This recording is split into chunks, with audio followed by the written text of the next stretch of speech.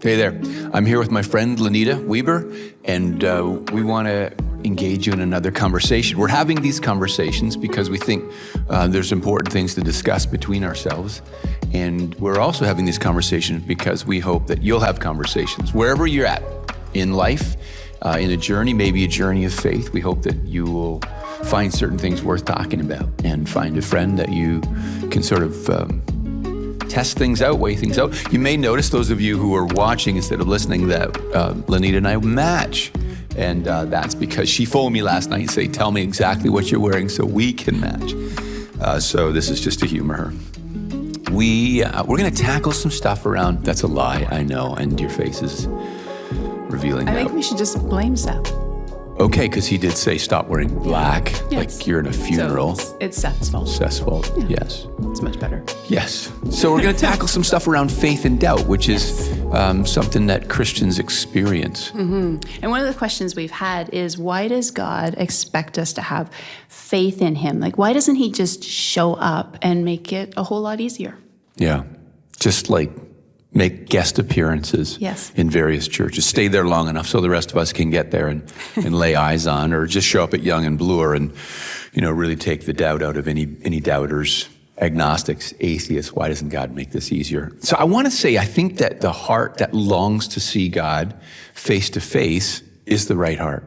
Yeah. I think that, we wouldn't be sort of content with never ever seeing. And I think it actually harkens back to the earliest times in the scriptures where God tells these stories that tell us one way or the other that we were designed for face to face with the living God. And it, in the Adam and Eve story, has, this language of walking in the cool of the afternoon through the garden, God along with Adam and Eve. And so a longing for a face to face with God that's a right, good, biblical heart. And so I would say, hey, great question, and I think it's worth asking. And then, if we follow the Bible's script, after that moment, it's there's no more face-to-face, or very little face-to-face. It's kind of like angel visits and dreams and visions, and so, the sort of direct contact. When I was a kid, we watched a movie called Close Encounters of the Third Kind. Oh, yeah. I think that was the closest kind. It's the third kind, I think it's the closest kind. So the first and second are lesser, but so here we are longing for these, close encounter, the third kind. Dang, I just dated myself. And that's our heart. We want, hey, is it possible for this? And now, because that isn't the day-to-day experience for us, faith is required. There's this element of not seeing something and Jesus asking us to believe in it as though it's fully true, but we're still not seeing it. And it can be a tough ask. I think Jesus acknowledges it's a tough ask. This is maybe to jump, but there's a moment where Thomas, who's the disciple who's known for his doubts, says, I won't actually believe unless I can put my fingers in his hands and put my hand in his side where he was gashed. I won't believe. And then Jesus shows up, which I guess I've kind of missed that whole part of the incarnation. But and Thomas breaks out into the strongest claim of declaration of faith, my Lord and my God. And Jesus says, hey, you see and you believe. Blessed are those who don't see and yet believe. So it's clear that Jesus expects us to believe. And I don't know how this really works, but it seems to me in some ways the best things in life require waiting, right? Yeah. So pregnant bellies, engagement rings, promises to be together with long-standing friends. It's about waiting, faith. When will we see each other again? Which I love that picture. When will we see each other again? This is off script. Jesus talked about fasting. He was challenged around fasting, which is when disciples of Jesus, or disciples of anybody actually, would go without food. And some guys came to Jesus and said, why don't your disciples fast? Because we Pharisees do, and we John the Baptist disciples do. And Jesus said, why would the friends of the groom fast when they have the groomsmen or the groom with them? And then he said, but the day will come when they will fast, when, we won't have the groom with us, right? Like put our hands on them. And on those days, so that's the way my fasting works, is that it's kind of like, hey, Jesus, I'm reminded of a day when me, a friend of the groom, will see you face to face. And this day, going without food, is just sort of dedicated to that hope, the faith that I have in that. And it seems like it's a bit of an internet generation question to ask. Like, why do I have to wait? Right. Because you and I'm a dinosaur, you're a semi-dinosaur. Oh, I can't say that. But we remember putting stamps on letters. Yes. And sending them off. And then wondering when the person might get them. You must have done this when you were overseas. Yes. Yeah, it's like waiting 6 weeks for right? a response. And there was a beauty to that. Now we text each other and, I like texting better. Semi-dinosaur. Do you want to say anything about faith I think the one thing I was thinking too is that we often ask this question thinking, well, if I could just see God, then all of my faith questions would be resolved. I would for sure believe. And there's just no track record of humans actually doing that. So in the Bible, there are stories like the Israelites, they saw God descend in glory and power on Mount Sinai. And like within days, they were creating an idol to worship, saying, this is our God. Peter, he walked on water, and then he was denying Jesus. Like we actually don't believe the way we think we will when we have these kind of in-person encounters. And so I think God invites this faith because it is the better way for us to have a relationship with him. So it does beg the question, though, because there does seem to be times when God's like, don't doubt, stop doubting. And then it does feel like He's okay with our doubts. Yeah. Some of the Psalms that we pray would have doubts all through it. So maybe you can help us understand, is it okay to have doubts about God? Is doubt incompatible with faith? Like, is doubt like an early stage? And then once I believe fully, I'll never doubt again. And if it is somewhat permissible to have doubts, what do I do with them now that I've got them, and if I get honest with them? Right. So I really like the way you talked about, when we were talking about this before, there are some doubts that paralyze us, and then there are other doubts that actually fuel a deeper search. And I think it's good to understand the difference between those. It's maybe even just a different approach to doubting. And so this kind of doubt that paralyzes, it's sometimes we have doubts and we don't actually want to have them resolved.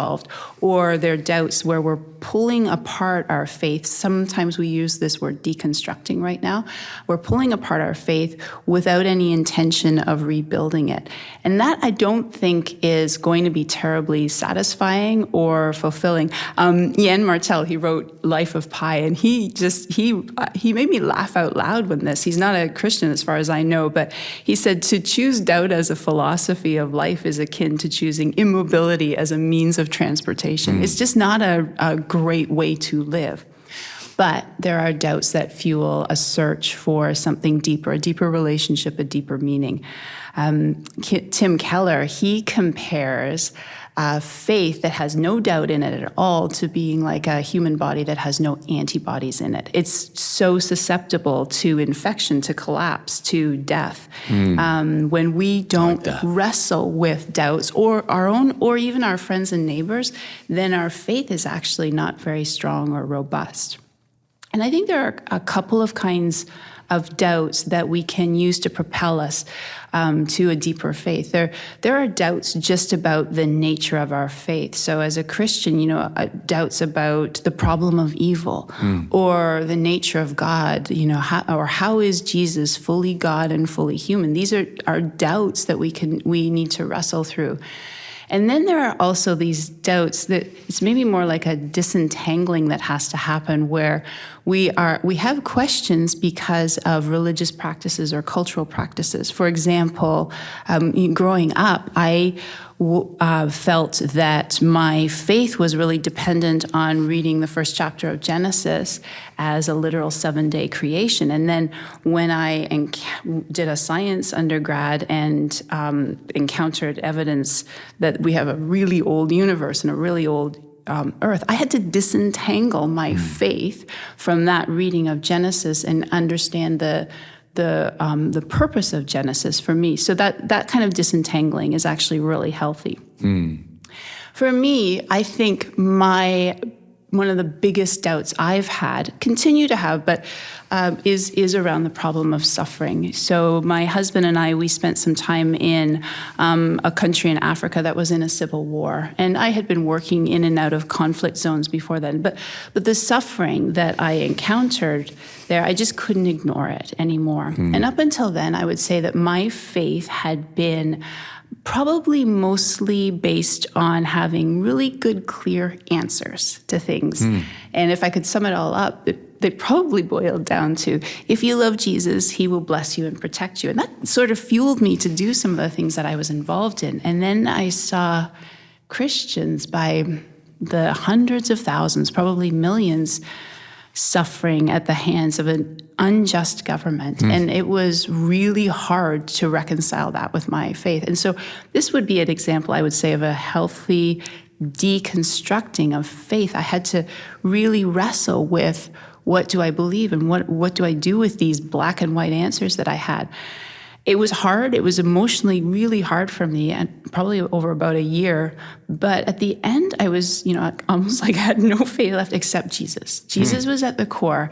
And for me, it was Jesus on the cross. And I felt that if he would step into suffering like that, the worst suffering the world has known, then I can trust him to do good from and with all of the other suffering. So it's not an answer, but it's a truth that sustains me. That would be like an antibody that I had in my faith that made it stronger.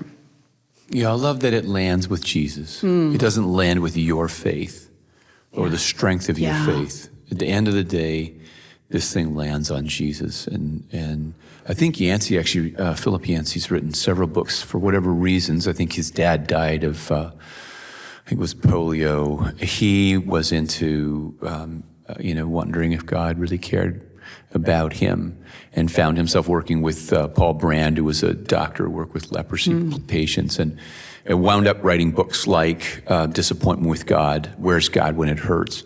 Just all the time trying to figure out what the deal is, why it is that we worship a God of love, and then we have this stunning suffering all around us. And his answer was like yours. I had to acknowledge that Jesus, the God of the universe, was at least playing by the same rules. Yes, I like that way of He putting entered it. into this. And so that's where it landed for him. Yeah, or is landing. I guess we're always in a process with this.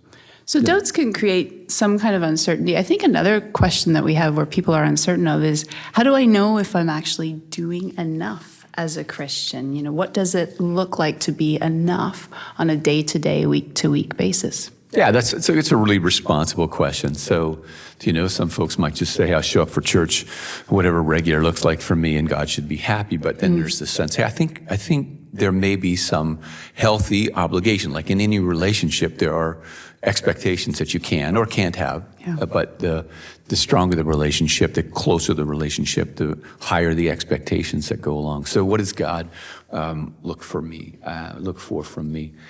I'm not sure I like the question. I think because it can make being a Christian an obligation. It's a job to do. Like, how many times a day am I supposed to feed my dog or walk my dog, or when should I do this? And at what point can I check the box and be done with it? And I think probably it's more like the relationship piece. Like, when have I done enough for my wife, Colleen? When do I check that box enough? I don't need to do any more than that. Friend would be the same thing. I think that if we understand Jesus not as an obligation or a job to do, or one more, I got to go to the gym, I got to do my job, I got to walk the dog, and then what does God want? If we view it like that, I think we'll be missing all along. But if we view it as a relationship, and if I can say like the most important relationship, it actually, when my relationship with Jesus is where it should be, I'm better at home, I'm better as a husband, I'm better as a dad, I'm better as a friend. That's the piece that matters most. So when the early believers were trying to sort this out, God said these words to them: love the Lord your God with all your heart and all your mind and all your soul and all your strength. So where's the enough box? Yeah. On that, when can I be done that? And so I don't think that you need to wake up anxious. I got so much to do for God today, and fall asleep exhausted. I'm not sure I did enough. I think when it's in the context of a healthy relationship and the fact that God's gone ahead of us on these. Yeah. I love, this is a neat little thing. Eugene Peterson pointed it out in one of his books to me, but when the Genesis 1 story is told, the story of creation is told, it has these sort of rhythms to it, and God said, and all those things. But one of the rhythms is it was evening and it was morning. The first day. It was evening and morning. The second day, we go, whoa, whoa, whoa. That's not the way it works. It's morning and then evening. That's the way the day works. But Peterson was saying, and it was around the whole teaching on Sabbath and rest and right perspective, is that actually, true to the Jewish understanding of Sabbath, which starts Friday night and goes through till Saturday night, sundown, is that the believer actually falls asleep at the beginning of the day. God is at work for all those hours while we're snoring, sawing logs, and we wake up into God's being at work, and we're invited into it. Opposed to us waking up in the morning, frantically crazy to go, and then fall asleep at night and say, God, you got to cover all the things I didn't do. Like, this is a relationship that we've been invited into. This is a relationship of learning how to love the Lord our God with all our heart and mind and soul and strength, because he loved us and loves us with all, if I can say it this way, his heart, mind, soul, and strength. Yeah. Okay. I got another note here about, I think in the language that we heard, this question is, how do I know if I'm doing enough to be a Christian? To be a Christian, as though what I'm doing will qualify me or disqualify me from being a Christian. And that needs to just be tackled a little bit, because we would say, I'll say that becoming a Christian is as simple as making the decision to trust Jesus. Boom, Christian. And now we work it out. It's a bit like you and Brad getting married. You're like, I do, married, right? And I mean, this would never happen in Brad's case, but I'm married, and if I became a bit of a slouch husband, a dud, and then I wake up about 6 months later, man, I've been a real dud to Colleen, I should probably remarry her. Right. I should rededicate my whatever. Yeah. It's like, no. I'm married. You're married. Get after this. And so to be a Christian doesn't mean you qualify yourself by having a certain daily routine or a weekly routine. You do those things because you're loved. You don't do them things to be loved. I like that. Yeah. I don't know if this isn't in the notes either, but we would say, and you can say something briefly on it, that we do have rhythms to our daily lives and our weekly lives. Like, I want to hear from God every day. So I make that happen. I believe that happens often best for me in reading the scriptures. I want to speak to God. And so for me, that happens every day in prayer. It'll be daily thing. Weekly thing is, some of the other things that would reflect a relationship. I give, serve, gather to worship, go without food a day because I'm in a relationship with God. So can't do any of this to become a Christian. Do it because you are. Right. And it reminds me, my relationship with Brad, we've had rhythms in our lives. Like for a while there, it was every night at 9:30 we'd meet for half an hour and just chat and catch up on the day, because we have kids, and it was just a time when it was really busy. Or once a month we go out and we have a coffee and we talk about what are our hopes and dreams for the next little while. And these are good rhythms, but they don't make us married. They are how we live it out. And if we miss one of those, catch-ups, or we miss, we call them cafe conferences, it's not like, oh, now we're unmarried. But we do start to notice maybe more tension in our relationship when we miss some of these rhythms that we found are helpful for us. So I think it's the same with our relationship with God. Brilliant. Right? I love it. But this is kind of similar question, but I'm going to spin it just a little bit. Like, how much does God expect of me? Yeah. Right? And can I fit faith into my life? I got a busy life, and that might be a good, reasonable beginning Christian, still kicking the tires, maybe become a Christian question. Right. And I think this is one of the tensions that we have in our faith because, like you said before, I mean, this is all grace. This is 100% God has come to us and he's offered us relationship with him, given us his love. And there's nothing we can do to earn his love, and there's nothing we can do to unearn it. It's there. It's all grace. And from the beginning of Christianity, there have been these questions, well, if it's all grace, do I really have to do anything? Mm-hmm, mm-hmm. And I think that Jesus, the language that he used when he was inviting people in, was like, follow me. And following someone is not something that you can kind of fit into your life. Like if you think of following someone on a hike, they're your guide or whatever, you can't sort of follow them every 100 meters or so. I'm going to follow them for 1 meter and then they'll go off for the other 99 and then I'll try to pick, like it just doesn't, it's 100% you're in on this. I think a lot of us do this today, though. One of the common approaches to faith that is in our culture right now is, we were using this label this morning, it's called moralistic therapeutic deism. And a lot of people have this approach. What's interesting is actually even more Christians have this approach. And so moralistic means that I think people are basically good. God wants us to be good, and so we should be good. And we kind of define what good is, but that's the moralistic. We're going to be moral people. Therapeutic is really a big deal in our culture. So my spirituality should exist to serve me and my needs. It should make me feel better. Church should encourage me, pick me up for the week. And my small group should do the same. It should be there to meet my needs. It's going to be this sort of therapeutic experience.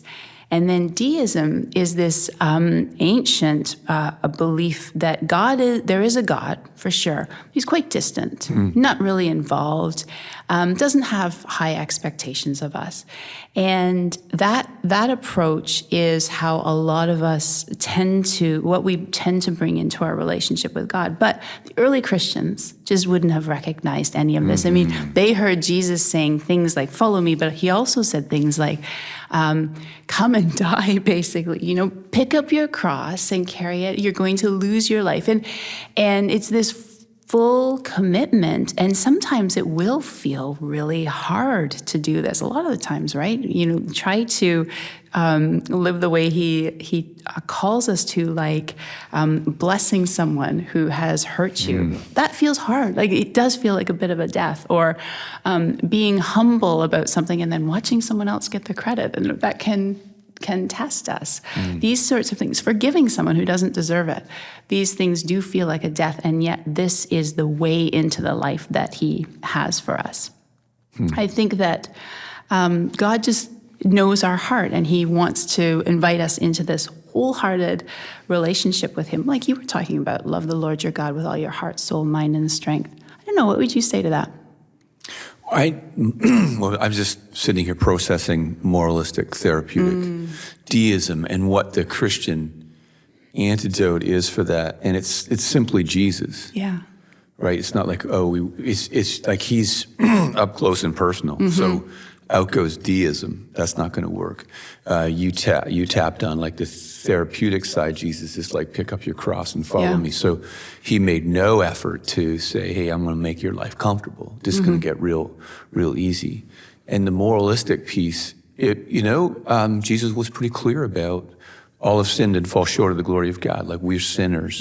So I'm not going to walk into church and have everybody tell me, hey, you're good. This place is going to make you great. It's not that at all. It's like, hey, I'm a sinner that needs to be forgiven. And when that weight comes off, I'm a free person, I'm a free man, free woman. I'm just like, so like, I think it actually goes back to, and this has always been a temptation of moralistic therapeutic deism. I think it goes back to something that Paul said, which is, I preach Christ crucified. Yeah. That's it. That's the cross. That's Jesus. That's what I need. And he, even way back then, 2,000 years ago, that was a stumbling block. It was a stumbling block to the wise. It was a stumbling block to the strong. And he's like, I get it. because strong people like to take confidence in their strength, and smart people like to take confidence in their strength and pick whatever it is. And Jesus comes along and says, you are loved, and none of this stuff will be enough. And so I am enough for you. So I love that. I love that picture. Yeah. So this is good. Yeah. Any final thoughts that you have about faith and doubt? How does a new person, how did a person who's just getting maybe started in this, one step that they could take, with the doubt? I'm sitting here, I'm watching this podcast, I got these doubts, so I should. Yeah, well, I hope have a conversation with someone who loves Jesus. I think that some of the doubts that I'm hearing from people who are curious about faith right now, some of the biggest doubts seem to be around, well, will God really love me? Like, if I actually come to church, what's going to happen to me? I don't belong here. I've even had some say, like, I might get struck by lightning, sort of facetiously, but they think something bad is going to happen if they show up at church. God's going to see them that they don't belong here, and I think that would be something that I hope in a conversation with a friend. But Jesus just puts that all aside. He wants all of us to come as we are. And there's nothing any of us can do to clean ourselves up, to be good enough for God. And so when we gather as a church, we're all gathering as people who are broken and sinful and needing Jesus' love and forgiveness. And maybe that's what I would say. Good. That's a great place to stop, but hopefully start and move with your doubts. So thank you for tuning in. Thanks for being part of this Asking for a Friend podcast, and we will see you again soon.